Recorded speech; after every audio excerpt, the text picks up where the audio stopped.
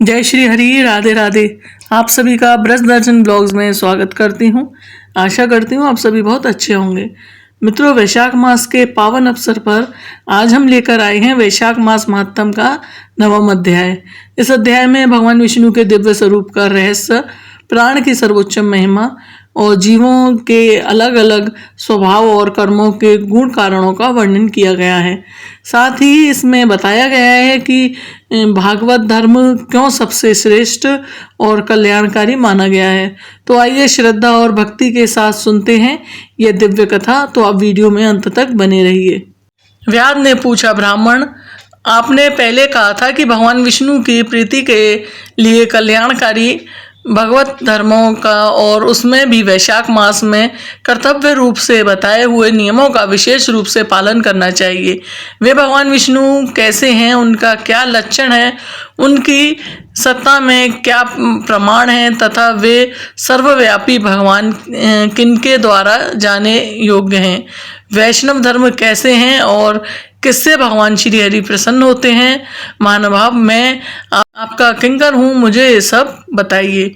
व्याध के इस प्रकार पूछने पर शंख ने रोग शोक से रहित संपूर्ण जगत के स्वामी भगवान नारायण को प्रणाम करके कहा, व्याध, भगवान विष्णु का स्वरूप कैसा है यह सुनो।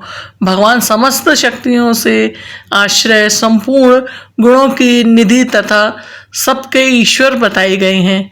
वे निर्गुण, निष्कल तथा अनंत हैं। सच्चित और अनंत यही उनका स्वरूप है। यह जो अखिल चराचर जगत है, अपने अधीश्वर और आश्रय के साथ नियम रूप से जिनके वश में स्थित है, जिसके इसकी उत्पत्ति, पालन, संहार, पुनर्वृद्धि तथा नियमन आदि होते हैं, प्रकाश, बंधन, मोक्ष और जीविका, इन सब की प्रवृत्ति जहाँ से होती है वे ही ब्रह्म नाम से प्रसिद्ध भगवान विष्णु हैं। वे ही विद्वानों के सामान्य सर्वव्यापी परमेश्वर हैं। ज्ञानी पुरुषों ने उन्हीं को साक्षात परम ब्रह्म कहा है। वे शास्त्रों, स्मृति, पुराण, इतिहास, पंचरात्र और महाभारत सब विष्णु स्वरूप हैं, विष्णु के ही प्रतिपादक हैं। इन्हीं के द्वारा महाविष्णु जाने योग्य हैं। देव वेद, सनातन वेद भगवान नारायण को कोई इंद्रियों से, अनुमान और तर्क से भी नहीं जान सकता है। उन्हीं के दिव्य जन्म, कर्म तथा गुणों को अपनी बुद्धि के अनुसार जानकर उनके अधीन रहने वाले जीव समूह सदा मुक्त होते हैं। यह संपूर्ण जगत प्राण से उत्पन्न हुआ है, प्राण स्वरूप है। प्राण रूपी सूत्र में पिरोया हुआ तथा प्राण से ही चेष्टा करता है। सबका आधारभूत यह सूत्रात्मा प्राण ही विष्णु है, ऐसा विद्वत पुरुष कहते हैं। व्याध ने पूछा, ब्राह्मण, जीवों के यह सूत्रात्मा प्राण सबसे श्रेष्ठ किस प्रकार है। शंख ने कहा, व्याध, पूर्व काल में सनातन देव भगवान नारायण ने ब्रह्मा आदि देवताओं की सृष्टि करके कहा, देवताओं, मैं तुम्हारे सम्राट के पद पर ब्रह्मा जी की स्थापना करता हूँ। यही तुम सबके स्वामी हैं। अब तुम इन लोगों में जो सबसे अधिक शक्तिशाली हो, उसे तुम स्वयं ही युवराज के पद पर प्रतिष्ठित करो। भगवान के इस प्रकार कहने पर इंद्र आदि सब देवता आपस में विवाद करते हुए कहने लगे, मैं युवराज होऊंगा, मैं युवराज होऊंगा। किसी ने सूर्य को श्रेष्ठ बताया और किसी ने इंद्र को। किन्हीं की दृष्टि में कामदेव ही सबसे श्रेष्ठ थे। कुछ लोग मौन ही खड़े रहे, आपस में कोई निर्णय नहीं हो पा रहा था। यह देखकर भगवान नारायण के पास पूछने के लिए गए तो प्रणाम करके हाथ जोड़कर बोले, महाविष्णु, अब सबने अच्छी तरह विचार कर लिया है, किंतु हम सब में श्रेष्ठ कौन है यह हम अभी तक किसी प्रकार निश्चय न कर सके हैं। अब आप ही निर्णय कीजिए।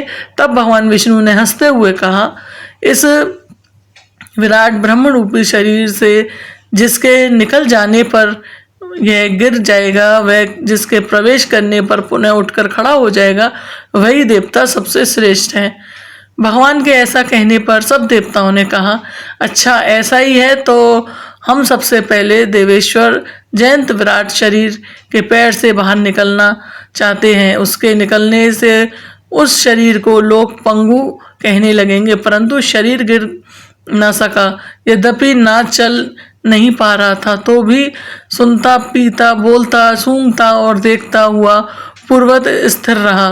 तत्पश्चात धूम देश के दक्ष प्रजापति निकलकर अलग हो गए। तब लोगों ने उसे नपुंसक कहा, किंतु उस समय भी वह शरीर गिर न सका। उसके बाद विराट शरीर के हाथ से सब देवताओं के राजा इंद्र बाहर निकले। उस समय भी शरीरपात नहीं हुआ। विराट पुरुष को सब लोग हस्तहीन, लूला कहने लगे। इसी प्रकार नेत्रों से सूर्य निकले। तब लोगों ने उसे अंधा और काना कहा। उस समय भी शरीर ना पतन नहीं हुआ। तदंतर नासिका से अश्विनी कुमार निकले, किंतु शरीर नहीं गिर सका। केवल इतना ही कहा जाने लगा कि यह सूंघ नहीं सकता। कान से अधिशास देवियां दिशाएं निकलने लगीं। उस समय लोग उसे बधिर यानी बहरा कहने लगे, परंतु उसकी मृत्यु नहीं हुई। तत्पश्चात जिह्वा से वरुण देव निकले। तब लोगों ने यही कहा कि यह पुरुष रस का अनुभव नहीं कर सकता, किंतु देहपात नहीं हुआ। तदंतर वाक इंद्रियों में से उनके स्वामी अग्निदेव निकले। उस समय उसे गूंगा कहा गया, किंतु शरीर नहीं गिरा। फिर अंतकरण से बोध स्वरूप रुद्र देवता अलग हो गए। उस दशा में लोगों ने उसे जड़ कहा, किंतु शरीरपात नहीं हुआ। सबके अंदर में उस शरीर के प्राण निकलकर लोगों ने उसे मरा हुआ बतलाया। इससे देवताओं के में बड़ा विस्मय हुआ। वे बोले, हम लोगों में से जो भी इस शरीर में प्रवेश करके इस पूर्वता उठा देगा, जीवित कर देगा, वही युवराज होगा। ऐसी प्रतीक्षा करके सब क्रमशः उस शरीर में प्रवेश करने लगे। जयंत ने पैरों में प्रवेश किया, किंतु वह शरीर नहीं उठा। प्रजापति दक्ष ने गुदा इंद्रियों में प्रवेश किया, फिर भी वह शरीर नहीं उठा। इंद्र ने हाथ में, सूर्य ने नेत्रों में, दिशाओं ने कान में, वरुण देव ने जिह्वा में और अश्विनी कुमार ने नासिका में, अग्नि ने वाक इंद्रियों में तथा रुद्र ने अंतकरण में प्रवेश किया, किंतु वह शरीर फिर भी नहीं उठा और बिल्कुल नहीं उठा। सबके अंत में प्राण में ने प्रवेश किया, तब वह शरीर उठकर खड़ा हो गया। तब देवताओं ने प्राण को ही सब देवताओं में श्रेष्ठ निश्चित किया। बल, ज्ञान, धैर्य, वैराग्य और जीवन शक्ति में प्राण को ही सर्वाधिक मानकर देवताओं ने उसी को युवराज पद पर अभिषेक करके बैठा दिया। इस उत्कृष्ट स्थिति के कारण प्राण को उक्ष कहा गया है। अंततः समस्त चराचर जगत प्राणात्मक है। जगदीश्वर प्राण अपने पूर्ण और बलशाली अंशों द्वारा सर्वत्र परिपूर्ण है। प्राणहीन जगत का अस्तित्व नहीं है। प्राणहीन कोई भी वस्तु वृद्धि को नहीं प्राप्त होती। इस जगत में किसी भी प्राणहीन वस्तु की स्थिति नहीं है। इस कारण प्राण सब जीवों में श्रेष्ठ, सबका अंतरात्मा और सर्वाधिक बलशाली सिद्ध हुआ। इसलिए प्राणोपासक प्राण को ही सर्वश्रेष्ठ कहते हैं। प्राण सर्वात्मक हैं, सब देवता प्राण में हैं। यह भगवान वासुदेव का अनुगायी तथा सदा उन्हीं में स्थित है। मनीषी पुरुष प्राण को महाविष्णु का बल बतलाते हैं। महाविष्णु के महात्म और लक्षण को इस प्रकार जानकर मनुष्य पूर्वबंधन का अनुसरण करने वाले अजन्मय लिंग को उसी प्रकार त्याग देता है, जैसे सूर्य सर्प पुरानी कांचुली को लिंग देह का त्याग करके वह परम पुरुष अनामय भगवान नारायण को प्राप्त होता है। शंख मुनि की कही हुई बात सुनकर व्याध ने पुनः पूछा, ब्राह्मण, यह प्राण जब इतना महान, प्रभावशाली और इस संपूर्ण जगत का गुरु और ईश्वर है, तब लोक में इसकी महिमा क्यों नहीं प्रसिद्ध? शंख ने कहा, पहले की बात है, प्राण अश्वमेध यज्ञों द्वारा अनामय भगवान नारायण का यजन करने के लिए गंगा के तट पर प्रशंसा पूर्वक गया। अनेक मुनिगणों के साथ उसने फलों के द्वारा पृथ्वी का शोधन किया। उस समय वहाँ समाधि में स्थित हुए महात्मा कमंड वामी की मिट्टी में छिपे हुए थे। वहां पर हल जोतने पर वह भी गिर जाने से वे बाहर निकल आए और क्रोध पूर्वक देखकर सामने खड़े हुए महाप्रभु प्राण को शाप देते हुए बोले, देवेश्वर, आज से लेकर आपकी महिमा तीनों लोकों में विशेषतः भूलोक में प्रसिद्ध न होगी। हाँ, आपके अवतार तीनों लोक में विख्यात होंगे। व्याध, तभी से संसार में महाप्रभु प्राण की महिमा प्रसिद्ध नहीं हुई। भूलोक में तो उसकी ख्याति विशेष रूप से नहीं है।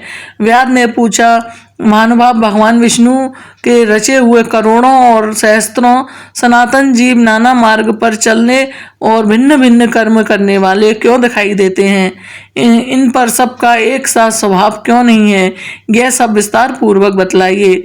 शंख ने कहा, रजोगुण, तमोगुण और सद्गुण के भेद से 3 प्रकार के जीवात्म होते हैं। उनमें राजन स्वभाव वाले जीव राजस कर्म, तमोगुणी जीव तामस कर्म तथा सात्विक स्वभाव वाले जीव सात्विक कर्म करते हैं। कभी कभी संसार में इनके गुणों में विषमता भी होती है। उसी से ऊंच और नीच कर्म करते हुए तदनुसार फल के भागी होते हैं।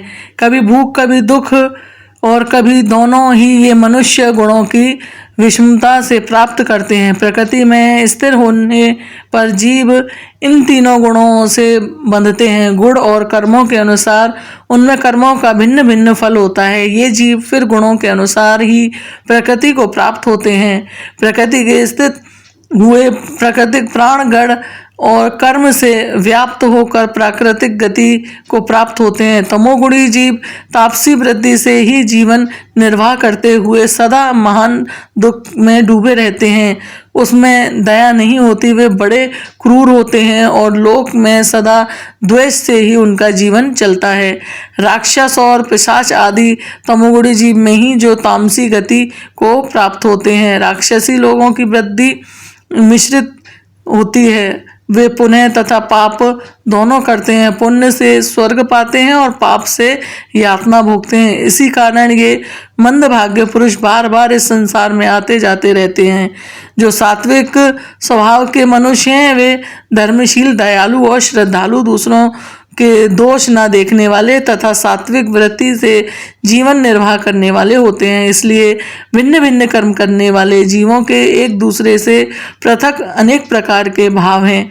उनके गुण और कर्म के अनुसार महाभाव विष्णु अपने स्वरूप की प्राप्ति कराने के लिए उसमें कर्मों का अनुष्ठान करवाते हैं। भगवान विष्णु पूर्ण काम हैं।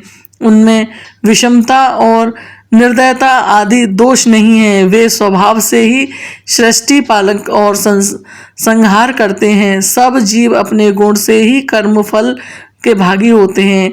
जैसे माली बगीचे में लगे हुए सब वृक्षों को समान रूप से सींचता है और एक ही कुआं के जल से सभी वृक्ष पनपते हैं, तथापि वे पृथक पृथक स्वभाव को प्राप्त होते हैं। बगीचा लगाने वाले में भी किसी प्रकार की भिन्नता और निर्दयता का दोष नहीं होता। भगवान विष्णु ने क्षीर सागर में सबके हित की कामना से भगवती लक्ष्मी को दही से निकाले हुए मक्खन की भांति सब शास्त्रों के सारभूत वैशाख धर्म का उपदेश किया है। जो दम्भ रहित होकर वैशाख मास के व्रत का अनुष्ठान करता है, सब पापों से रहित हो सूर्य मंडल को भेद कर भगवान विष्णु के योगी दुर्लभ परम धाम जाता है। इस प्रकार द्विश्रेष्ठ शंख के द्वारा भगवान विष्णु के प्रिय वैशाख मास के धर्मों का वर्णन होते समय यह 5 शाखाओं वाला वट वृक्ष तुरंत ही भूमि पर गिर पड़ा। उसके खोखले में एक विकराज अजगर रहता था।